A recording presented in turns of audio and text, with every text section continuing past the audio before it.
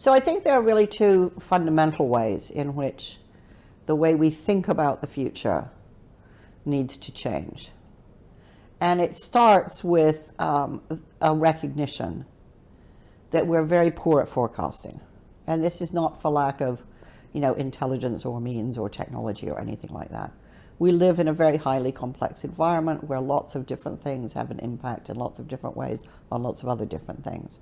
And actually keeping up with how that plays out in a highly nonlinear fashion is extremely difficult. The best forecasters say they can go about 400 days out with a reasonable level of accuracy. That's because they're really good at it, 400 days. The rest of us, it's closer to 150 days. So what that means is that the huge amount of time and energy and effort that we invest in trying to get the perfect forecast is probably a waste of time. The second issue is that in the absence of forecasting, what we mostly are inclined to do is to refine our existing model. So we do what we've always done, just a bit better, or specifically a lot more efficiently, so better, faster, cheaper. And the problem is that if you're doing the wrong thing, doing it bigger, faster, cheaper is no solution. In fact, it may be exactly the thing that you shouldn't do. So I think our inability to forecast and our addiction to efficiency as a kind of overall governing principle means that we have, around the world, seen institutions, commercial and otherwise, really fail to develop the adaptive and creative possibilities that you need to respond to what you really cannot see. Well, I think, to be fair, I think some of those approaches were fit for purpose once upon a time. And because they were, we tend to cling to them because we think history repeats itself, even though no historian believes that. So we sort of think, well, if it worked last year, it'll work this year. That turns out to be wrong. So I think there are a whole bunch of things that we need to start thinking about instead. I think one is we need to be prepared to do a great deal more in the way of experimentation. If you inhabit a complex system, which almost all businesses do, your ability to understand how it responds is quite limited. And what experiments do is they basically kind of test out the boundaries of the environment that you operate in.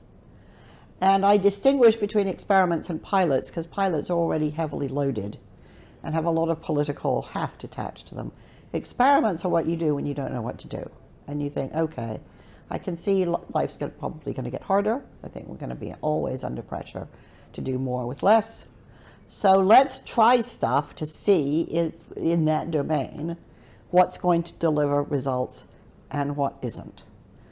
And out of that, I think, has come a way of thinking which is quite close to open strategy because you're drawing on the observations and questions of lots of people at every level of the organization. I don't think you do experiments by taking the senior leadership team away to a swanky hotel for the weekend. I think you have to get everyone's mind on the problem or on the problems. So I think that's one thing we have to develop a critical capacity to do in organizations, not as a life-saving measure, not as some special funky little exercise for the kids, but something we do all the time, everywhere, anytime we can think of something that might make our capacity to adapt better. I think we have to continue to create stories about what the future of the organization might look like. The classic way of doing this is through scenario planning. But I think, there are many flavors of scenario planning since it was developed by Shell.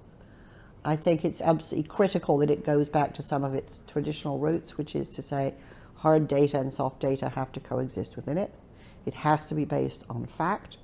You have to have contradictory scenarios, and you have to involve a very large cross-section of people who have latitude to be critical and to say all the things which typically aren't allowed to be said in a corporate environment. So I think space for that is important, and I also think when Shell invented really scenario planning, one of the things that they never anticipated was that it would in itself change the culture, because there's such a high priority placed on really radical challenge. And so it has this sort of double benefit, which is it definitely has a foresight capability, but it also develops culture on the move, which I think, since culture is what provokes and sustains or undermines change, is really fundamental. And the other thing which comes into this in experiments also, but I think, you know, the third piece of this, I would say, is it becomes increasingly important to see that companies are a complex blend of complicated and complex. And you need completely different mindsets to approach those different ways of being.